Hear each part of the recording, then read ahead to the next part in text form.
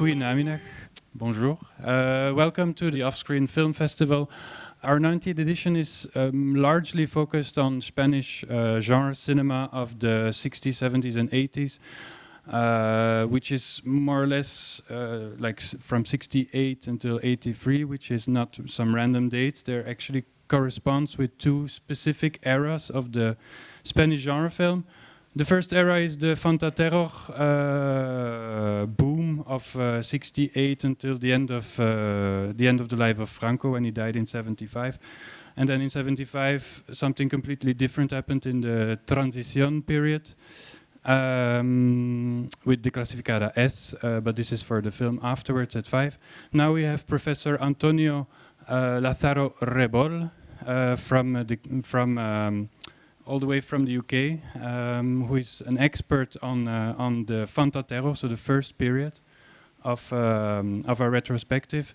Actually, his book, Spanish Horror Cinema, that came out, I think, in 2012, was a guiding light in putting this program together. So we're very happy to have him here to explain a little bit about the Fantaterror aspect of our program.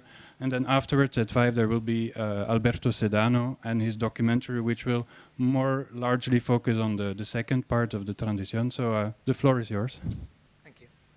Thanks for coming and joining us for this retrospective. I'm going to be sitting down because it's much easier to handle all the technology. And I'm not very tall anyway, so you can still see me. So many thanks to the festival team, and in particular Dirk van Estergem, for the invitation to come to give this talk on the Spanish horror boom to Offscreen 2026. Also to Sander Rosels, who's done the introductions, and Frederic van Allemerks for the generous support during the logistics. I also want to thank Cinema Nova, one of the programming partners, for all their help and work leading to this talk, in particular Lucius and Juliet today. And I would also like to extend my gratitude to Alberto Sedano, who I've just seen at the back of the theater now, who has put me in touch with Dirk, which is much appreciated. I contributed to Alberto's wonderful project Exorcismo, Defying a Dictator and Raising Hell in Post-Franco Spain, which is a 10-disc Blu-ray box set that came out recently with Severin Films. And I did an audio commentary there for Creation of the Damned, which is one of the films that will be screened tomorrow at the Cinematheque. And I very much look forward to watching Alberto's documentary following my talk. But before I start my proper talk, I would like to congratulate the organizers and curators of this extensive retrospective of Spanish genre cinema. To my knowledge, no previous retrospective has been any close to putting a program of 31 films together. This is no mean feat. This is a remarkable achievement. It's going to be a challenge for me to mention every one of the 31 films, including the retrospective. I'll try my best. I'm sure we'll be mentioning most of the films between 1968 and 1975. So what I would like to do in the next 45, 50 minutes is to provide you with an overview of what is called the heyday of a Spanish horror film, the Spanish horror boom of the late 60s and early 1970s. These are the last years of General Franco's dictatorship, the golden age of Spanish cinema. And it has come to be known in recent times as Fantaterror, which is a portmanteau word combining fantastico, fantasy, and terror, horror, which is the title of my talk today. As my lecture progresses, I will be using the terms that audiences, critics, journalists, cultural commentators, and my grandmother used back then.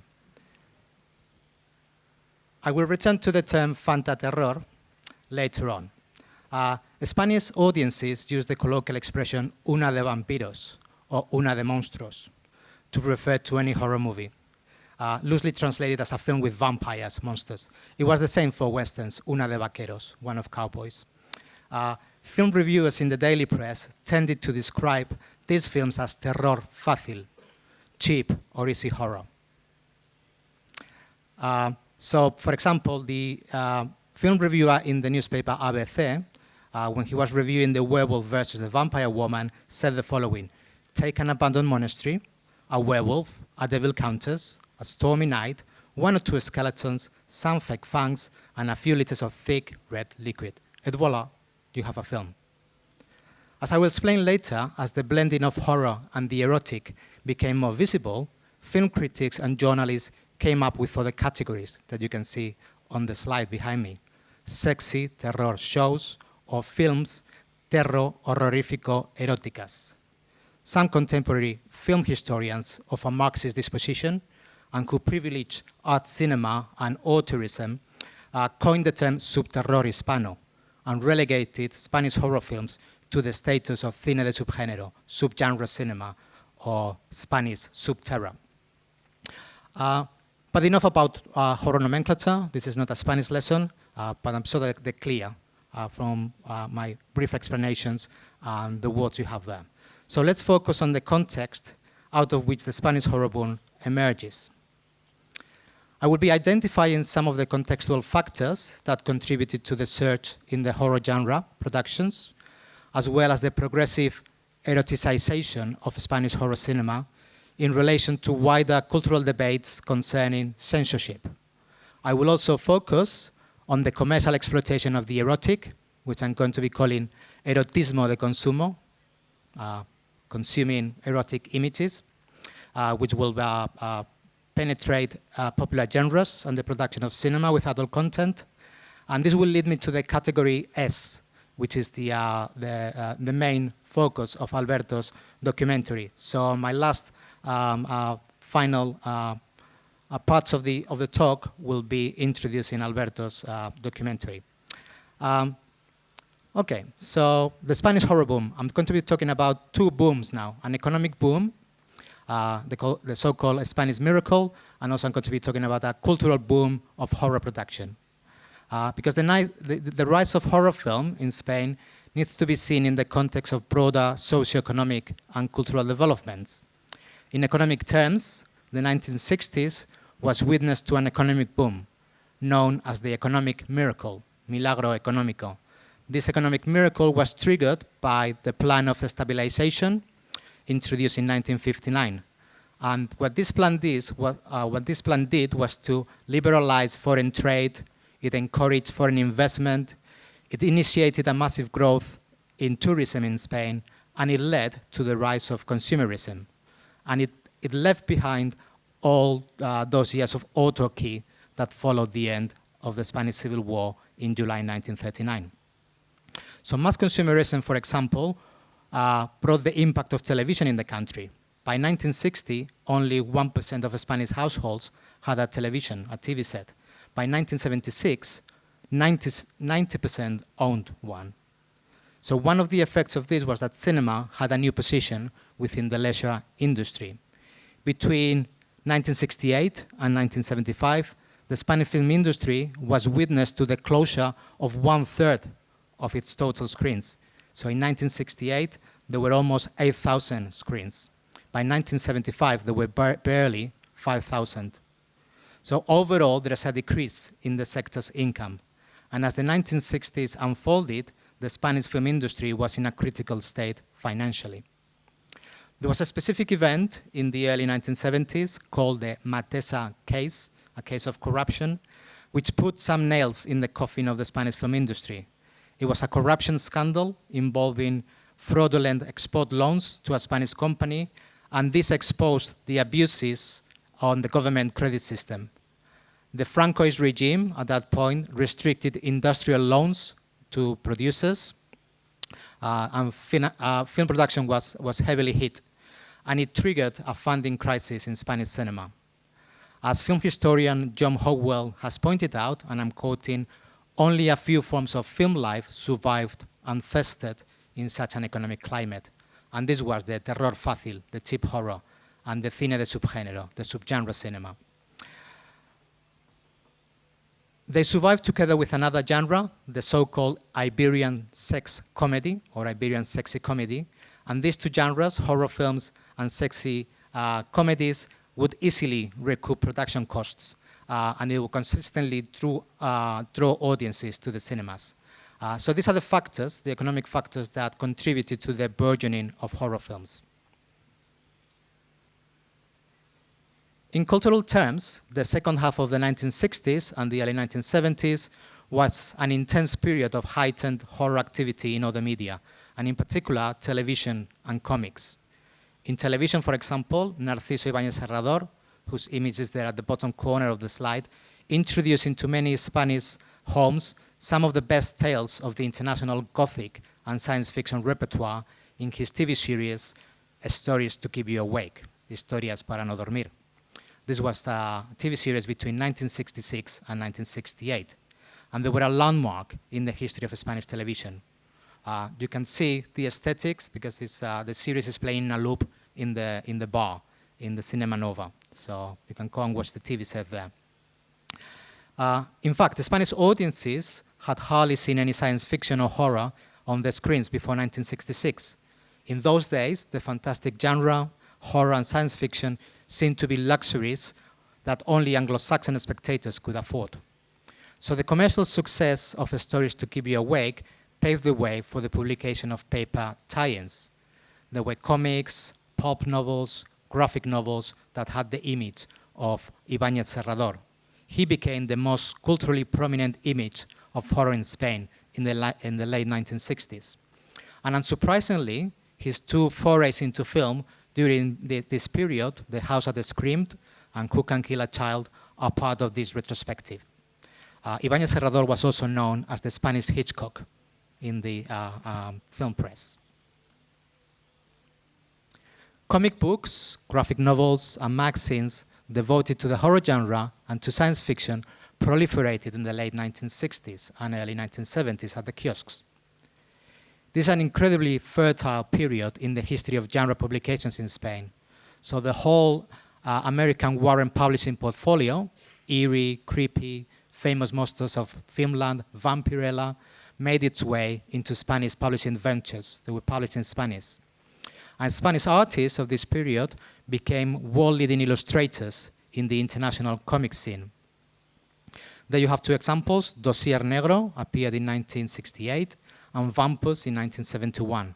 They were all printed in black and white, but they were all featuring showy color covers designed by well-known American and Spanish illustrators. Don't know if you're familiar with this comic scene.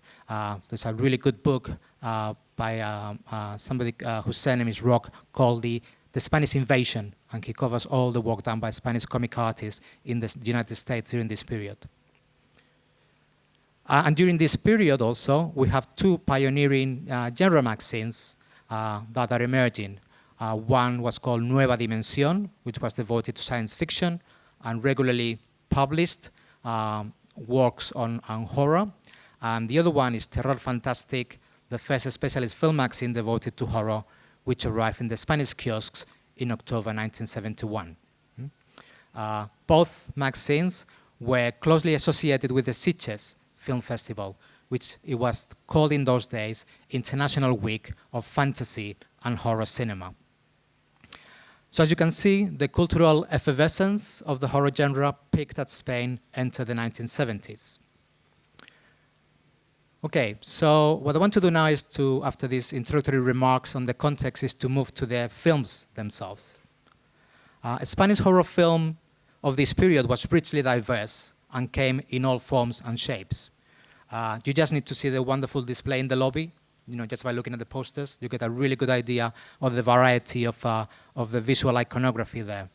So during this period, we're going to find national products, we're going to find international co-productions. There were low-budget products, really cheap films, and there were also films with high production values. We will also find spin-offs of international successes, blatant imitations of the latest commercial success coming from the US or from Italy. And we also find plenty of oddities. I don't know if any of you watched yesterday Dimorpho, but there you go, that's an oddity. It is commonly acknowledged that the catalyst for the success of the horror genre was the mark of the werewolf, La Marca del Hombre Lobo, which is a Spanish take on the classic monster of the werewolf, which introduced Jacinto Molina, also known to international audiences as Paul Naschy, to domestic and international audiences. And this film heralds the beginning of the Spanish werewolf, what is called the Waldemar Daninsky saga. That's the fictional character. The other two commercial successes were the already mentioned The House That Screamed, a national product directed by Ibáñez Serrador, and the Spanish West Germany co-production, The Werewolf versus the Vampire Woman, by an Argentinian-Spanish director called Leon Klimovsky. So after this, the Spanish film industry went into horror overdrive, peaking during the 1970 to 1973 with almost 50 films coming out from Spain. One-third of cinematic production during this period, we're covering in the retrospective, would be horror films or horror-related films. So we're talking about anything between 170 and 200 films.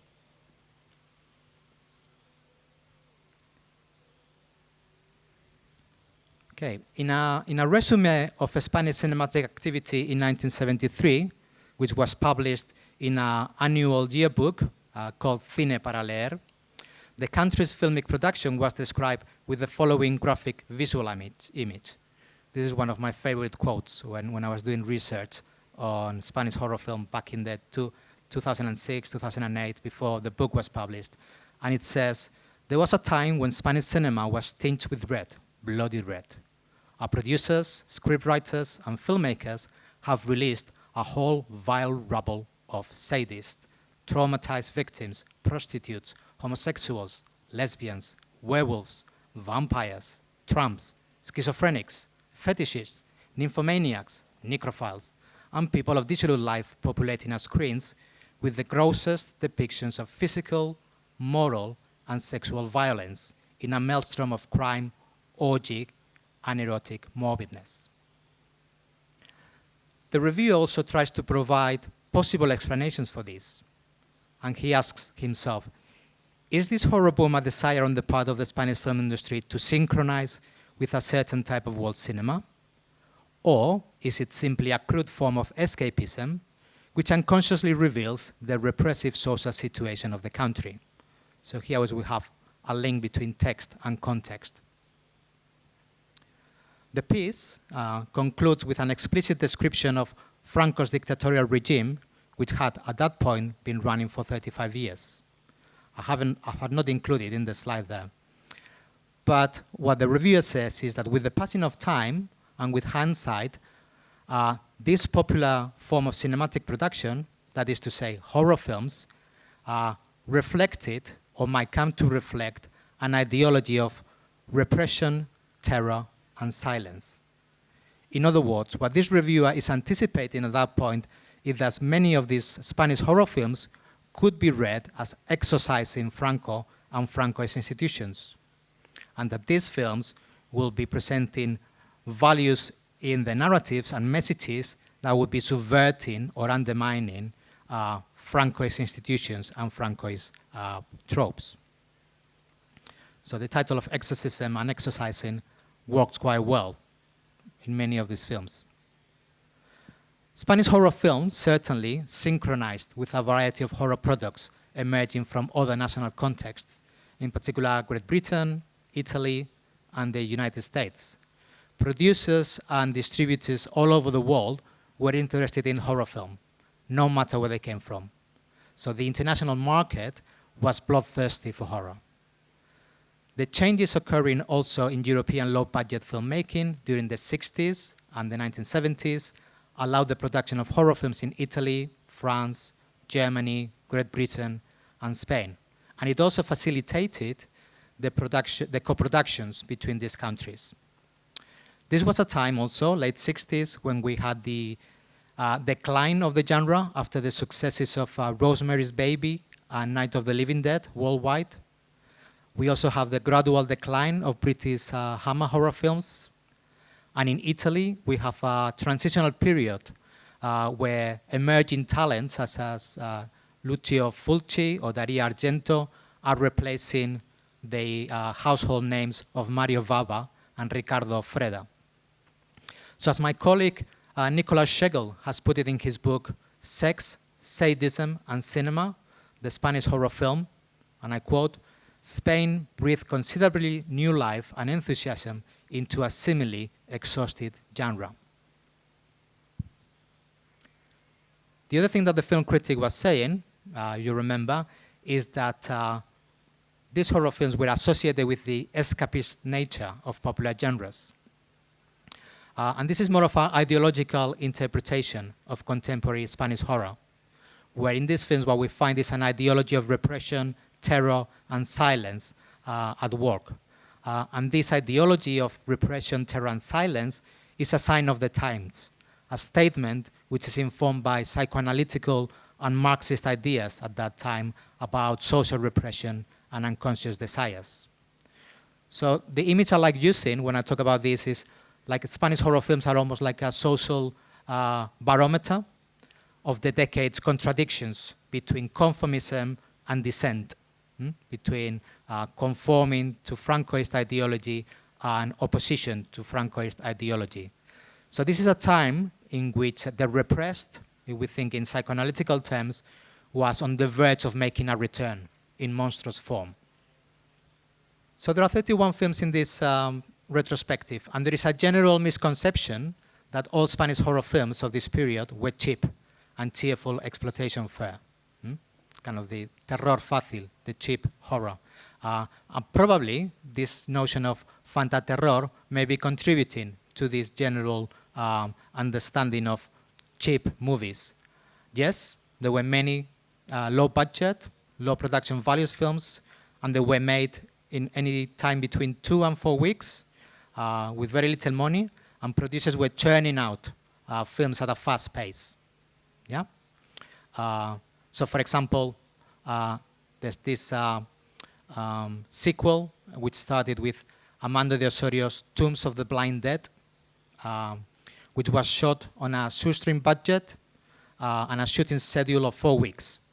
And then he made 3 sequels in a space of 2 years with shooting schedules of 2 to 3 weeks, and special effects and stories got cheaper, if that's possible. And these are Attack of the Blind Dead, Night of the Seagulls, and Horror of the Zombies. And it's called the Blind Dead Quartet. However, even though they were cheap, these horror products were quite popular. They attracted audiences between 300,000 to 500,000 spectators, and they averaged box office takings of between 5 million and 30 million pesetas. Don't ask me how much that is in euros. Maybe somebody can check a converter for me. But they were making money, and they were attracting audiences, more spectators, and making more money than art house cinema associated with the Nuevo Cine Español, the new Spanish cinema. So these are the cheap ones. There were also middle-brow genre projects, such as those of Ibáñez Serrador, which I have already described. So for The House That Screamed, the Spanish title is La Residencia, and there's another English title circulating, which is The Finishing School. He had 40 million at his disposal. It was premiered in first run and mainstream movie theaters, and it delivered 104 million pesetas, and it attracted 3 million spectators. Yeah, the avenue in Madrid where it was shown in 2-3 cinemas at the same time, the photographs that show you cues. He was very famous already through his TV series. There you have some photos of the set. High production values with international cast. And if you have seen the film, there's beautiful cinematography, mise-en-scène, and sound. There were also isolated incursions of up-and-coming art house directors who made 1 or 2 genre products. The key examples here would be The Blood-Spattered Bride, which is going to be shown later by Vicente Aranda. Bell of Hell, which is going to be also shown as part of the retrospective by Claudio Guerin-Gil. And 2 films by somebody called Jorge Grau, Blood Ceremony and The Living Dead at Manchester Morgue, which are these are art house directors that had little forays into the genre. And then, of course, there are the oddities. So I don't know if you had a chance to watch this one, The Killer of Dolls, El Asesino de Muñecas, by a director called Miguel Madrid. And the blurb in the program that you can get in the lobby says it all, and I'm going to read from the program. It says, in a performance so gloriously deranged, it makes Nicolas Cage look subtle. David Rocha, the main actor, plays a gardener's son who takes sensuous showers when not confusing mannequins with real people or wearing a doll mask to murder women. Supposedly set in France, but clearly filmed in a Barcelona park full of Gaudi mosaics. So the park is the Parc de la Ciutadella, don't know if you're familiar, which was a known cruising area in Barcelona at that time. So let's make some links here. The original promotional poster for The Killer of the Dolls, which you have there, read, David Rocha, and I translate, naked, reveals everything. You have the Spanish al desnudo, which means two things, naked and reveals everything. I repeat, David Rocha, naked, reveals everything in a case of double sexual personality. So how did these horror films sit in relation to the constraints of censorship? Yeah, just dealing with the years of Francoist repression towards the end of the regime, and these films are still shown. They still get out there. Obviously, they're going to be heavily censored. So what I want to do in the next few minutes is to talk about censorship. Like other international horror film traditions before, American and British, Spanish horror cinema had to contend with the institution of censorship. Censorship had existed since the beginning of the dictatorship in 1939, and it was already used in both camps, the nationalists and the Republicans, during the war. But a censorship board was not created till September 1962. So during all this time, filmmakers were second-guessing.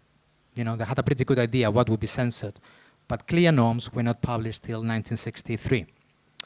And this censoring board examined all film scripts, established a set of rules, and it codified what was acceptable and unacceptable. So keeping Spanish screens free from explicitly dissident political content was relatively easy. However, the limits put on sexual and violent images had to adjust constantly to more liberal attitudes to sex across the Western world in the 60s and 1970s. And above all, it had to adjust to the economic demands of the market that requested more erotic, sexual imagery. So we have this kind of contradiction. We have the realities of dictatorship, political repression, a strict control of sexuality through Catholic morality. We have a strict control of cultural production through the censorship board. But this is running parallel to the intense process of socioeconomic transformation, which I referred to earlier. This is facilitated by the tourism revenue. This is also facilitated by foreign investment and the influence of all those immigrants that have moved to places like Germany, France, Belgium, who are witnessing changes abroad. So Spain was aligning with Western consumer society, which brought changed set of values in moral and religious attitudes. So horror films participated in various ways in this representation of these complex and contradictory changes. So a review of Tombs of the Blind Dead in the National Daily Press, in ABC, the Madrid newspaper, and also I've seen it in other newspapers, says the following. The film mixes bikinis and shrouds, monastic skeletons and curvaceous females, abbey ruins and ultramodern swimming pools. Yeah, so we have the modern swimming pool, and then we have one of the female tourists walking around Old Abbey. So what we have in these films is this kind of bringing together of tourism, eroticized bodies, and the satisfaction of consumer society, which are sitting alongside traditional religious values and institutions and traditional religious iconography. So this combination of the past and the present is there to surface some of these contradictions. So I've translated for you some of the censorship norms, and in particular those ones that make not direct references to the horror genre, but that could be applied to the horror genre. So the censorship norms made direct references to one of the genre's defining characteristics, the representation of evil, mal, a term with which the censors were obsessed with. The conception of evil as wrongdoing is evidently responding to a Christian dualistic view of the world, good and bad. It's very obvious. But more explicitly related to the horror genre and other horror-related forms was the norm which prohibited, and that's the second statement you have there, images and scenes of brutality, of cruelty towards people and animals, and of horror presented in a morbid or unjustified manner. As for the explicit references to sex, there were clear references to the representation of sexual perversions was prohibited. And also, images and scenes that may lead to the arousal of base instincts in the normal spectator were also prohibited. Whatever base instinct means, open to interpretation. But still, a whole vile rabble, as you remember that slide I put a few minutes ago, a whole vile rabble of sexual perverts and perversions found their way onto Spanish screens and circulated internationally. So although Spanish censors were ready to cut scenes of a sexual nature, filmmakers were used to exert self-censorship. And audiences, by that time, after 30, 35 years of censorship, were also able to read meanings into narrative ellipses and visual tropes. Other tactics were usually used by Spanish filmmakers in general, whereby eroticism and sexuality were traditionally inscribed in foreign female actresses.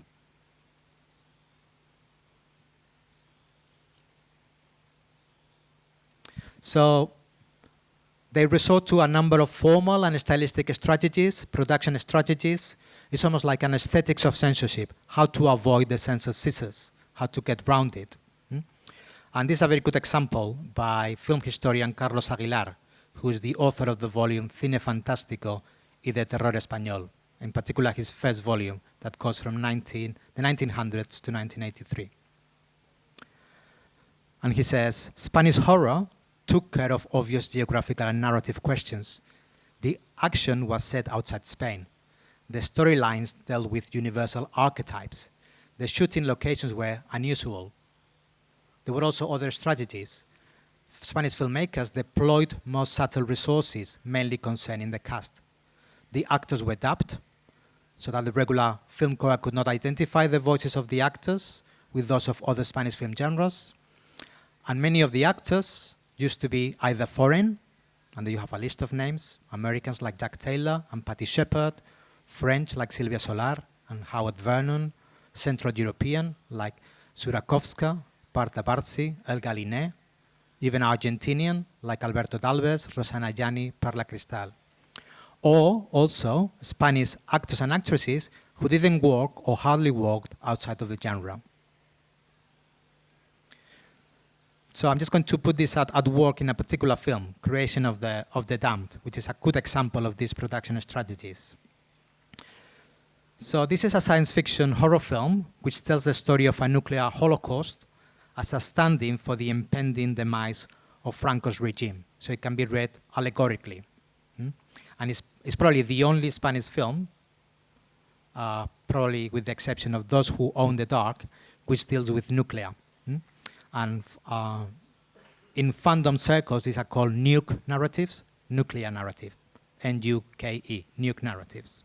So it has quite cult following there. So then we have the opening credits, which are placing the film firmly in a foreign location. This is a recognizable panoramic view of New York.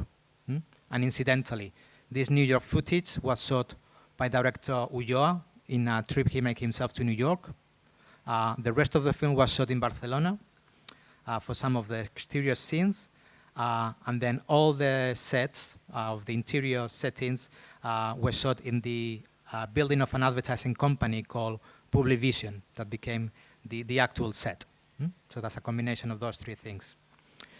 The names of the cast were familiar faces in European genre cinema. So there you have almost in a military sort of attire. You have somebody called Craig Hill, who was very regular actor in Euro westerns produced in Spain and in Italy. You can see her face there, but she's embracing a young male actor, Patty Shepard, who had gained notoriety in her role in The Werewolf versus the Vampire Woman. And then at the very far back, you have somebody called Teresa Gimpera. She's a Catalan actress that had been working in Euro spy films, Euro horror films, and Euro westerns. So you have all these actors and actresses working regularly in the genre cinema space in Euro, recognizable faces. So when the film is read against its historical context of production, it lends itself to interesting political interpretations. So for example, if you watch the film, the tensions and conflicts between these 5 survivors become an allegory where the anti-atomic shelter, or the bunker, is a microcosm of the late years of General Franco's dictatorship. This is 1973, 1974. The regime is crumbling. The tight control exerted by the character of Robert, played by Craig Hill, they're on the one looking at us. He plays the role of a military commander. He's in charge of what's happening in the bunker, and he's constantly censoring the attitude of the rest of the group. He's the authoritative figure. To a certain extent, he's the tyrant. So parallels can be drawn between Robert and Franco's institutions. He represents the military, the patriarchy, the family, discipline, hierarchy. So like General Franco, Robert might be said to be running an oppressive regime. He's censoring and quashing any potential opposition. Carol, who's embracing the young character there, is played by Patty Shepard. And she's an American actress. She is the image of dissent in the film. She's the voice of dissent. She questions constantly the norms set out by Robert, and she acts outside the moral codes set by Robert in the bunker. She also challenges attitudes towards sexual mores in the shelter. She doesn't engage with her husband, Arthur. She has an illicit relationship with the young Chris. She's the sexually active character, and she's going to be sparking sexual tensions that arise at certain points of the narrative. So this is a good example of how films work allegorically and how those production strategies of avoiding the censors are being used by filmmakers. So the censor scissors are always in the areas of sex, religion, and politics. And some Spanish horror films were absolutely massacred. So Eloy de la Iglesia, Cannibal Man, La Semana del Asesino, suffered 64 cuts. And the Francoist censorship not only contend with that, delayed its screening. So even though it was made in 72, it could not be exhibited till 74. And on top of that, they imposed a narrative closure. They asked the filmmaker and the scriptwriter to change the script. And they forced them, what they had to do was to get Marcos, the main character, to hand himself into the police. So there's some sort of closure. So the authors of the script, De la Iglesia and Antonio Foz, were also obliged to include the following statement in the script. And this is all available in the archives of the censorship files in Alcalá de Henares, outside Madrid. And they had to write the following disclaimer. There is not the slightest sign of homosexuality in the character of Nestor. Yeah? So disclaimers and all, the official film classification rated the film as severely dangerous, gravemente peligrosa, severely dangerous. Other films were dramatically shortened. So the exhibition of Jesus Franco's 99 Women was mutilated 24 minutes. The dialogues were changed, and the Spanish ending differed from that in other countries. So the Spanish audiences saw what is called a cold version with cuts, and the international audiences in Europe and in the States saw what they call the hot version, which had all the sex inserts, and it hit the exploitation circuit of Times Square in New York, for example. or drive-in cinemas. The boom of Spanish horror film coincides with the tightening of censorship in the Ministry of Information and Tourism in the late 60s and early 1970s. But there's a progressive blending of horror and eroticism. There's a slow rise of eroticism that could not be fully contained. So as I said before, it responds to the demands of the international market, where more daring and explicit images of sex circulate in other territories. But on the other hand, there's an inevitable upsurge of erotismo de consumo, yeah? The exploitation and consumption of eroticism in the mass media in Spain is fastly developing as consumerist society develops. And this happens in this genre.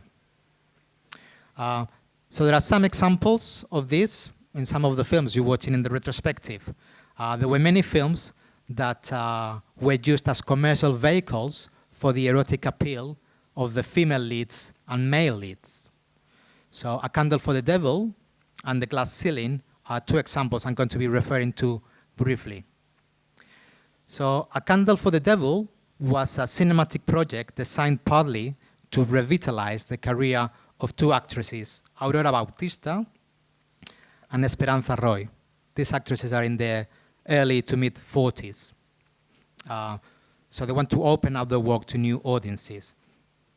Aurora Bautista had been playing the role of Tia Tula or Aunt Tula in an art house art house film that was kind of playing a kind of a transgressive character in this film.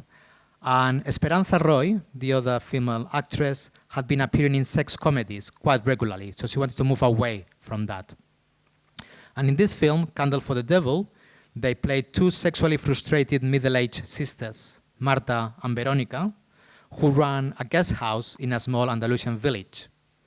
The conservative and puritanical world is upset by the arrival of young female tourists whose liberal appearance and outlook crosses the line of moral and sexual decorum.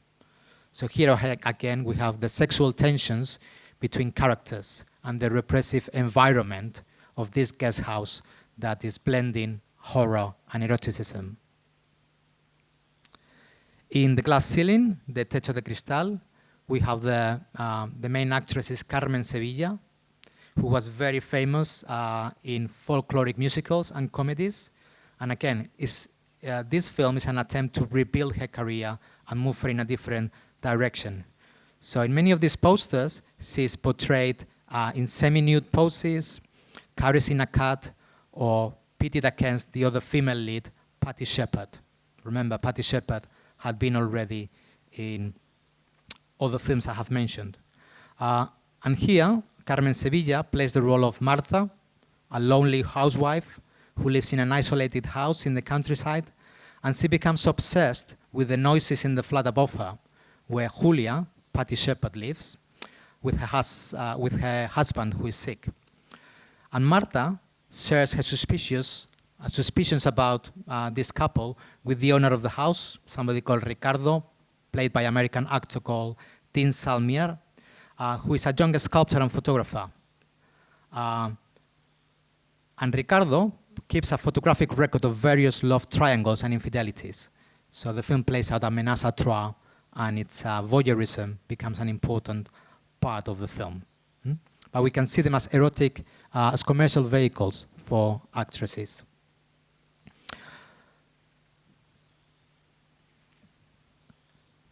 The horror genre also allowed some directors to display distinct homosexual sensibilities in the late years of Francoism.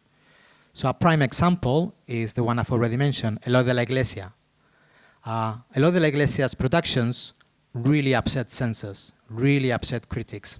Yeah, he was one of those enfants terribles of Spanish cinema at the time, because his crude and dark depictions of sex and violence.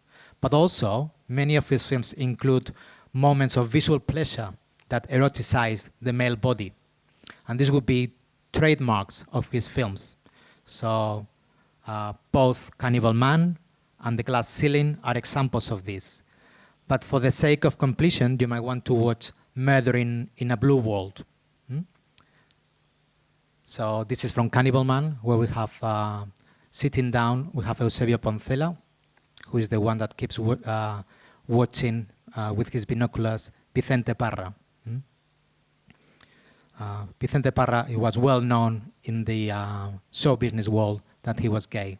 So he had been casted as a, as one of the almost like Cary Grant sort of character in Spanish films of the 50s and 60s. So this was the first attempt to play a different type of character. And there we have an actor called Charlie Bravo in Murder in a Blue World, which is, this image is very reminiscent of Beefcake's magazines, sports magazines published in the States.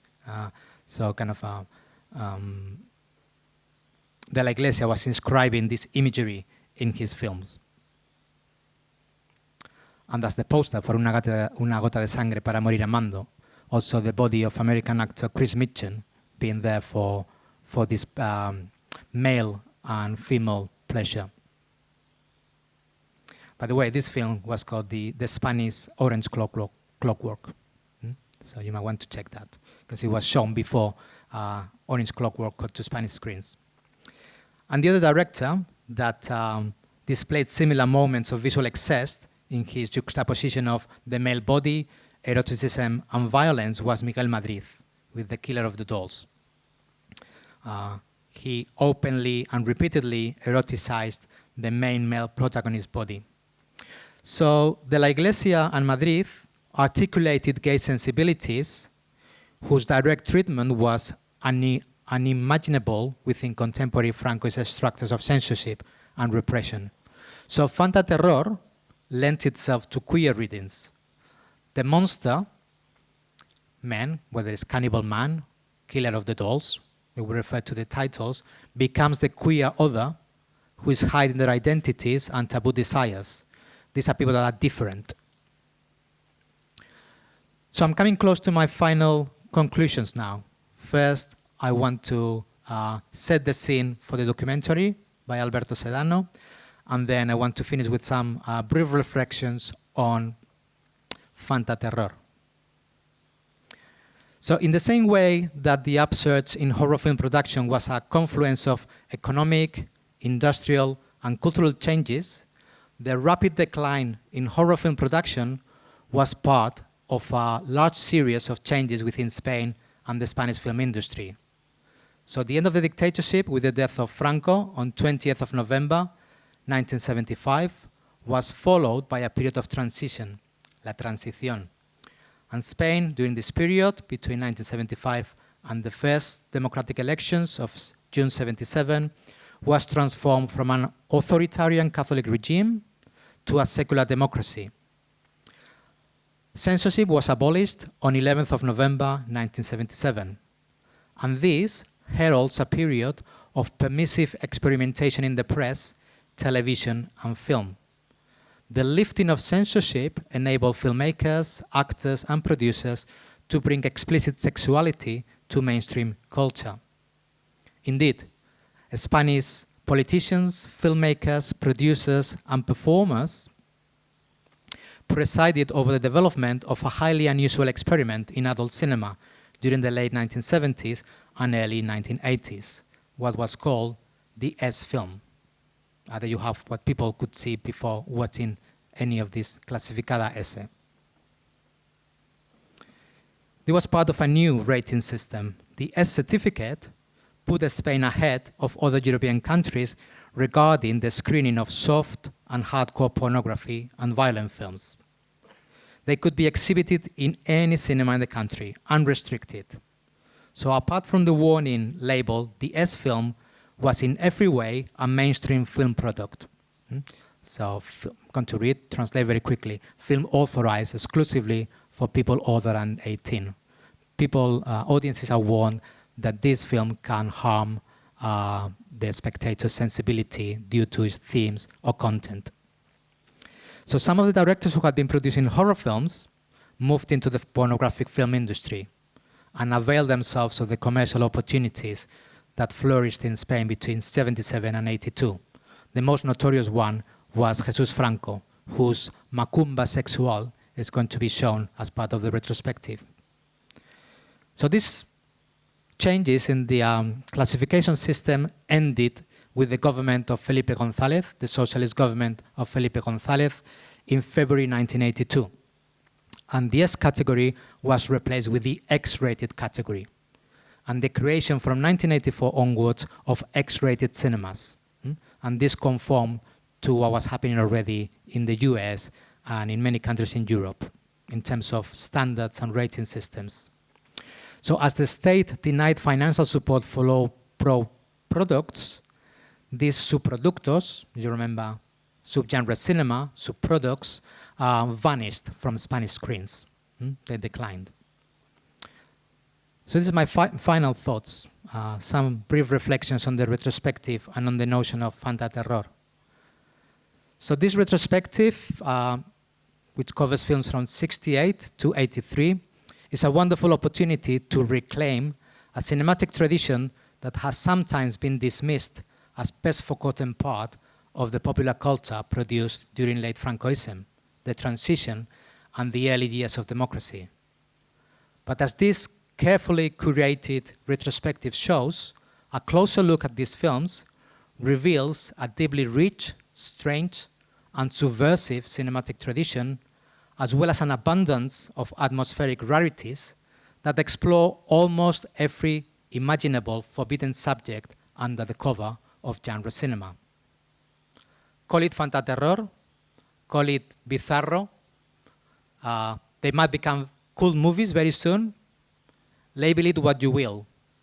But let's keep unearthing them, restoring them, screening them, and talking about them so that we can rewrite current histories of genre cinema. Thanks very much.